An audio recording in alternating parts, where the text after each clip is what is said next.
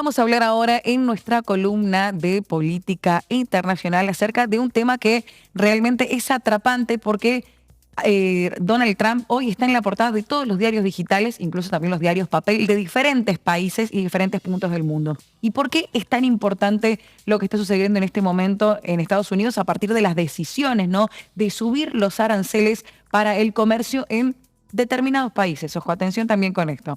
Vamos a estar hablando acerca de esta decisión que generó aparentemente una guerra comercial y también la palabra crisis aparece en el medio. Y fíjense ustedes que fue el ministro de Comercio de China que fue el que calificó de alguna manera las medidas de Donald Trump un error tras otro. Incluso agregó, si Estados Unidos implementa esta escala arancelaria, China tomará contramedidas para salvaguardar sus propios derechos e intereses.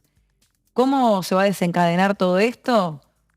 ¿De qué manera también influye las situaciones que se están atravesando entre estas grandes potencias para con Argentina? Si es que lo pueden llegar a hacer, nos lo va a explicar nuestro columnista, nuestro compañero y amigo Sergio Guzmán. Sergio, buen mediodía, ¿cómo estás? Bien, ¿cómo le va? ¿Qué dice usted? ¿Cómo anda? ¿Todo bien? Bien, tratando de entender un poco esto que está sucediendo a partir de cómo resultaron los números en la bolsa en la jornada de hoy, también viendo por un lado lo que dice Rusia, por otro lado lo que dice China. Sí, ¿no? Bueno, fíjese qué pertinente porque estamos hablando de los protagonistas del mundo, quienes deciden en el mundo.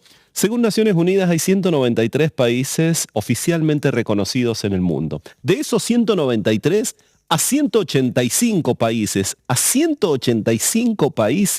arrasado con todo, el presidente Trump le ha impuesto aranceles y ha equiparado sin tener en cuenta la dinámica por sectores, sin tener en cuenta las distintas dimensiones y grados de las economías de cada uno de los países, ha equiparado y ha hecho una generalizada imposición de aranceles para estos países. ¿Qué es lo que ha sucedido? Y resulta muy llamativo que hay algunos países, no todos, por eso decíamos, a 185 de los 193 países. El 90%. Pero largamente el 90%.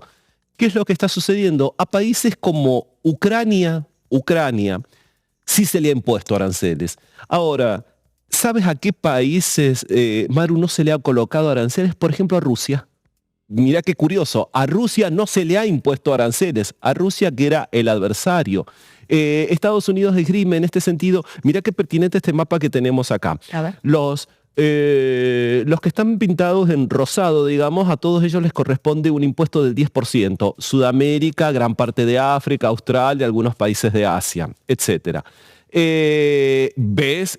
A Europa se le han puesto un 20%, ¿sí? Pero fíjate que hay países como Rusia que no tienen impuesto. Desde luego Canadá y México por cuestiones estratégicas y estrictamente pragmáticas de intereses propios. Pero si nosotros prestamos atención, muy especial atención, en este mapa, en la parte derecha de la pantalla y ubicamos a Japón, ¿sí? Al lado de Japón hay un puntito rojo que está pintado y hay un pedazo de tierra que sale del continente. Esa es la península de Corea. A Corea del Sur sí se le ha impuesto aranceles, pero mirá qué curioso, a Corea del Norte no. Sí, todos aquellos que formaban parte de este eje del mal, que eran adversarios, que estaban enfrentados comercialmente y diplomáticamente e ideológicamente también con los Estados Unidos y Occidente, a ellos no se les ha impuesto ningún tipo de arancel. ¿Por qué puede llevar a preguntarse uno, ¿por qué a Rusia no? Bueno, a Rusia no, porque Estados Unidos esgrime que es suficiente con las sanciones impuestas debido a la situación en Ucrania. Así, y que por eso prácticamente el comercio se ha visto prácticamente disminuido al respecto, casi a cero. Esto no es así. Antes de la situación de Ucrania, del conflicto en Ucrania, hacia el año 2021, el comercio entre Rusia y los Estados Unidos era aproximadamente de 36.500 millones de dólares. ¿Sí? Hoy, pasado el último 2024, el comercio se estima en unos 3.500 millones de dólares. Uno puede decir, hay un poco más de 30.000, 33.000 millones de dólares que Rusia se perdió de comercializar con los Estados Unidos. No, esto no es así. A ese comercio y a esas exportaciones, a esos productos que están sacados desde Rusia, los ha absorbido China. Sí, o sea, no ha perdido nada. Bien, y en esta situación, y en esta casi absurda, generalizada, como decíamos, imposición de aranceles a todo el mundo, por ejemplo, ha colocado aranceles a lugares tan remotos en donde no existen seres humanos, no se habitan seres humanos. Por ejemplo, le pediría a los chicos, si son tan gentiles, en el siguiente mapa vamos a ver algo, unas islas que ahí están identificadas, se llaman Hare y McDonald. en donde está el punto azul, digamos. Exactamente, en la parte inferior derecha de la pantalla, Sí. allí vemos, están más cerca de la Antártida que nada. Ahí hay una gran población, ahí habitan pingüinos y elefantes marinos. El último rastro de existencia humana ahí está registrado en el año 2015, en donde un docente, un científico de la Universidad de Tasmania, con la autorización del gobierno de Australia, fue a hacer algún tipo de investigación científica ahí. Eso depende de Australia. Está más de 4.000 kilómetros de la costa de Australia. Tardás 8 días en barco en llegar ahí y no hay nada. No hay nada. ¿Por qué ilustramos esto? Porque, en definitiva, esto lo único que hace es demostrar lo absurdo de las medidas. Allí no hay registro de existencia humana. Claro. Sí, es decir, no hay nada que se... Bueno, a estas islas también se les ha impuesto un 10% de aranceles. ¿Qué queremos ejemplificar con esto? Lo absurdo en el mapa de la distribución para la aplicación de este arancel, que en realidad no se han tenido en cuenta detalles minuciosos como este. Por ejemplo, dicen las autoridades australianas y algunos funcionarios, ¿qué le habrán hecho los pingüinos a Trump? Dice, porque sí, tiene una población de casi 5.000 pingüinos constantemente, pingüinos patagónicos. Es decir, de hecho, es patrimonio natural de la humanidad y es uno de los pocos lugares todavía inhóspitos y escasamente explorados del planeta. Bueno, a este patrimonio de la humanidad también, patrimonio natural de la humanidad, también se le ha impuesto sanciones arancelarias. Sanciones. Aranceles, y se entiende y se interpretan como sanciones. Bueno, pero ¿qué ha pasado? En el caso de la República Argentina y en el mapa anterior que vimos hace un momento recién, se supone que Argentina tenía una cordial relación, que el presidente argentino tenía una cercana, casi amistad con el presidente. Si yo te dedico una canción de Queen, te arrobo en Twitter, calculo claro, que somos muy cercanos. Somos muy cercanos. Bueno, resulta que al resto de los vecinos nuestros, cuando uno advierte y comienza a detectar, se les ha colocado el mismo importe, el 10%. A Chile, que fue acusado de gobierno, a Boric, que era acusado de gobierno comunista, a Petro de Colombia, que fue acusado de gobierno comunista, a Lula de Brasil, que fue acusado de gobierno comunista, y a la Argentina. ¿Y vos no eras su amigo? Es decir, esta también es la interpretación. ¿Por qué lo expreso en estos términos? Porque esta también es la torpeza de interpretar las relaciones internacionales como relaciones de amistad, relaciones de cercanía cariñosa en términos de individualidad humana. Y eso a nivel Estado no existe. Lo que existe a nivel Estado y en alta política son claros intereses y conveniencias, que tampoco son permanentes, son temporales. ¿Sí? A sus amigos, también bastante serviles y compañeros de en cuanta tropelía se le ocurre a los Estados Unidos en el mundo. Digo, Europa un 20% le ha colocado, ¿sí?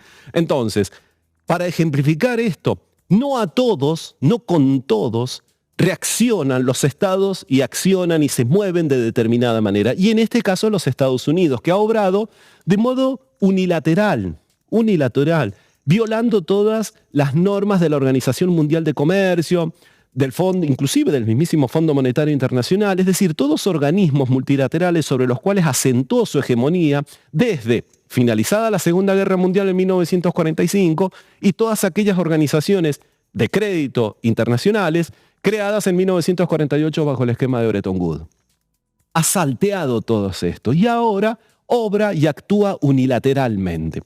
¿Cómo también puede interpretarse esto de que, por ejemplo, a Rusia no se le haya colocado aranceles? Y bueno, no es ni más ni menos que el hecho de que se puede llegar a entender como un gesto de cercanía diplomática. O sea, una señal política. Exactamente, Maru, es una señal. Y del otro lado es percibido esto como una señal, ¿sí? Porque no hay un comercio que sea cero con estos países. No. De hecho, los Estados Unidos es el mayor importador de bienes del mundo. Es una máquina descomunal de consumir. En segundo lugar, y muy atrás largamente, lo secunda China.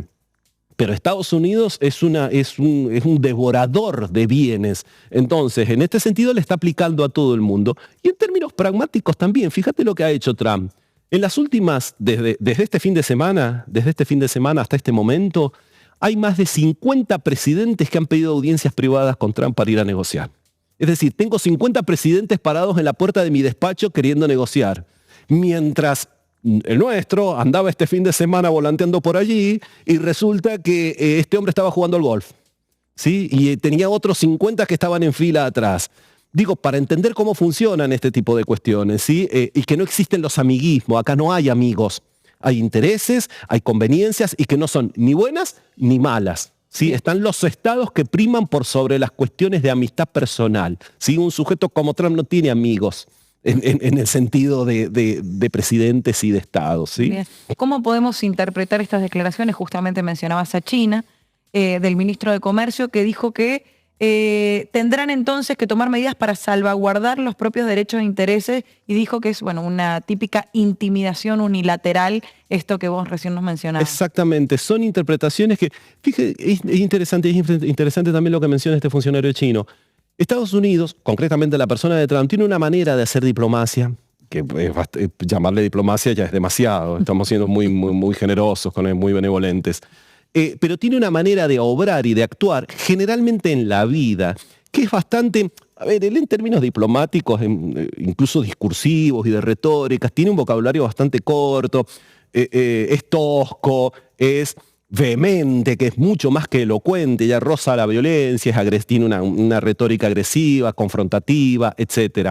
Y en este sentido, lo que hace primero, incluso toda la vida ha obrado en estos términos, es decir, y que se entienda la alegoría, pegar y después negociar y ver quién reacciona, ¿sí? En este respecto. China reacciona, ¿sí? Le ha aplicado China ahora ha respondido con un 34% de tasa, a lo que Estados Unidos le ha dicho, si no saca esto, vamos a subir los productos a un 50%.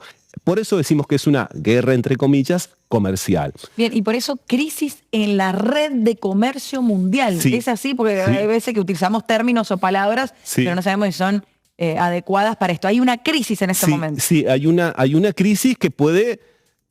todos están atentos para ver de qué manera se desenvuelve. Ayer, en horas de la tarde, mediodía tarde, hora de Greenwich, es decir, del centro, decían que se está dejando trascender, y esto se hace a propósito para ver hasta dónde se mide, que Trump cedería y daría un periodo de 90 días de gracias para comenzar a analizar esta situación más de detalle, y ahora sí, país por país, bloque por bloque. Esto es muy importante, bloque por bloque. Nosotros nunca entramos al BRICS, hubiese sido un paraguas interesante ahora, Mercosur, por ejemplo, sino estado por estado, sector por sector, ir determinando, ir viendo. Por eso decía recién, y ahora, dicho esto, se entiende esto que digo, pega y después a ver, para detectar quiénes son los vulnerables.